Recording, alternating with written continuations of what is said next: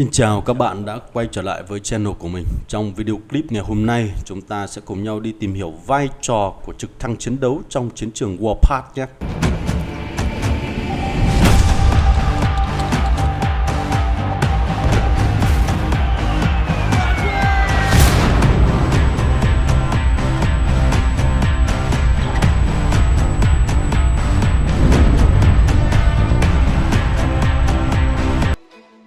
Trực thăng chiến đấu lần đầu tiên xuất hiện trong Warpath là bản cập nhật ở các đơn vị hiện đại cùng với các đơn vị xe tăng chiến đấu chủ lực. Các đơn vị trực thăng chiến đấu được tiến hóa từ các đơn vị diệt tăng cổ điển. Thời điểm đầu mới xuất hiện, vai trò của đơn vị này khá mờ nhạt trước sức mạnh phá hủy rất lớn của xe tăng chiến đấu chủ lực. Tuy nhiên, sau khi trải qua một vài mùa CT4, trực thăng chiến đấu đang dần lấy lại được vai trò của mình trong chiến tranh hiện đại khi là đơn vị chính để khắc chế lại những chiếc xe bọc thép, xe tăng và chiến xa của kẻ thù. Từ đó nó đã nhận được rất nhiều sự cảm tình từ các chỉ huy của Warpath. Hãy cùng Hasgame tìm hiểu xem thông số kỹ thuật, đặc trưng và vai trò của đơn vị này trong chiến tranh hiện đại như thế nào nhé. Một chiếc trực thăng chiến đấu là một trực thăng quân sự được trang bị để tấn công các mục tiêu trên mặt đất như bộ binh, phương tiện xe bọc thép và các công trình của đối phương bằng pháo tự động, súng máy, rocket và các loại tên lửa dẫn đường chính xác như Hellfire. Trong Warpath, trực thăng chiến đấu xuất hiện ở cả 3 phe. Đặc điểm chung của các trực thăng chiến đấu là chúng có thể bay qua tất cả các dạng địa hình như đồi núi, sông ngòi, ao hồ và các công trình.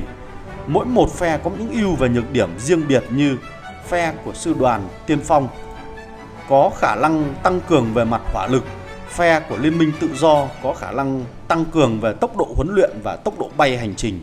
Trong khi đó, phe đảng trật tự thì có khả năng xuyên giáp rất lớn. Về thông số kỹ thuật, các đơn vị trực thăng chiến đấu thường sở hữu điểm xuyên phá khá lớn. Ở trạng thái tốt nhất, các quả đạn của tên lửa trực thăng có thể xuyên thủng lớp giáp của các đơn vị xe tăng chiến đấu trên mặt đất một cách dễ dàng. Vai trò của trực thăng trong chiến đấu. Trực thăng chiến đấu trong Warpath có hai vai trò chính. Thứ nhất, đảm bảo hỗ trợ gần như trên không, trực tiếp và chính xác cho lục quân. Thứ hai, nhiệm vụ chống tăng và các điểm tập trung xe tăng thiết giáp của kẻ địch. Tầm hoạt động và tốc độ của trực thăng chiến đấu cho phép tác chiến khá linh hoạt và hiệu quả trong các khu vực bị chia cắt. Trực thăng chiến đấu cũng có thể được phối thuộc trong tác chiến đặc biệt để yểm trợ tới cấp lữ đoàn, thậm chí là triển khai tới các cấp nhỏ hơn. Trực thăng chiến đấu có lợi thế về sát thương của hệ thống vũ khí chống tăng so với các hệ thống vũ khí bố trí trên mặt đất và mức độ linh hoạt trong thực hiện nhiệm vụ.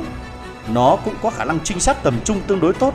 Hơn nữa, do nó có hỏa lực mạnh nên tham gia tiêu diệt các mục tiêu có chiều sâu cũng khá hiệu quả.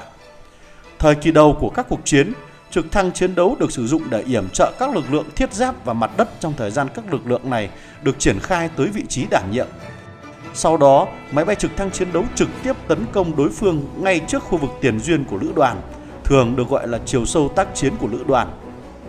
Khi lực lượng mặt đất tạm ngừng hoặc ngăn chặn được các cuộc tấn công ban đầu của đối phương, máy bay trực thăng tiến hành các cuộc tấn công chiều sâu vào các lực lượng phía sau để phá hủy các cơ sở hậu cần, kỹ thuật và ngăn chặn đối phương tăng viện cho các trận đánh khác.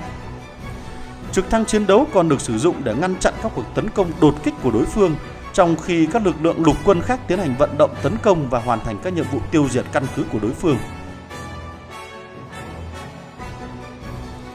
Hai bên sườn của lực lượng thiết giáp đang tác chiến chắc chắn sẽ được bảo vệ an toàn nếu có lực lượng máy bay trực thăng chiến đấu. Các lực lượng đối phương đang ở trạng thái trú quân cũng có thể bị tiêu hao bởi máy bay trực thăng chiến đấu, sau đó các đơn vị thiết giáp sẽ tiêu diệt các lực lượng này.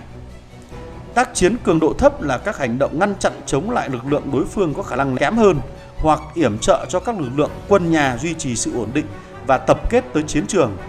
Tính cơ động của trực thăng chiến đấu là một trong số những yếu tố quan trọng để lực lượng này trong các tác chiến cường độ thấp và đòi hỏi đầu tư ít hơn nhiều so với các phi đội máy bay tiêm kích hoặc là cường kích ném bom. Và cần nhớ rằng hệ thống vũ khí lắp ở trên máy bay trực thăng chiến đấu có thể phá hủy hiệu quả tất cả các mục tiêu quan trọng, kể cả các mục tiêu là các công trình phòng thủ ở trên Cairo. Kết hợp với khả năng bay vượt địa hình, các đơn vị trực thăng chiến đấu có thể linh hoạt triển khai các loại chiến thuật chiến lược khác nhau, dễ dàng thay đổi kế hoạch tác chiến trong cuộc chiến.